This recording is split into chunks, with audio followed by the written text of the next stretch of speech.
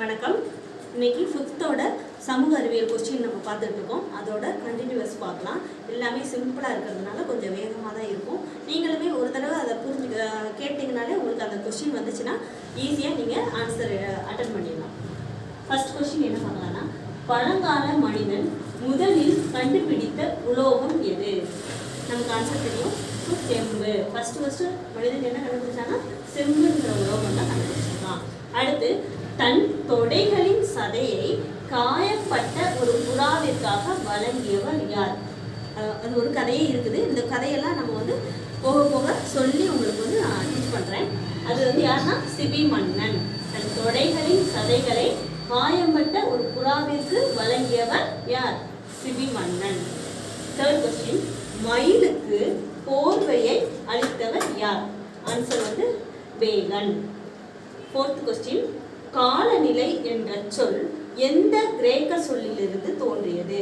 இப்போ காலநிலை அப்படிங்கிற சொல் எதுலேருந்து வந்திருக்கு? கிரேக்க சொல். அது எந்த கிரேக்கம் அப்படின்னு சொல்லிட்டு கேட்குறாங்க. இதுக்கு ஆப்ஷன்ஸ் என்னன்னா கிளைமா, சிலைமா, அனிமா. இதுக்குள்ள ஆன்சர் லாஸ்ட்ல பார்க்கலாம். நீங்கள் கெஸ் பண்ணி வைங்க எந்த ஆப்ஷனாக இருக்கும் அப்படின்னு சொல்லிட்டு. நெக்ஸ்ட் 5th கொஸ்டின் பார்க்கலாம்.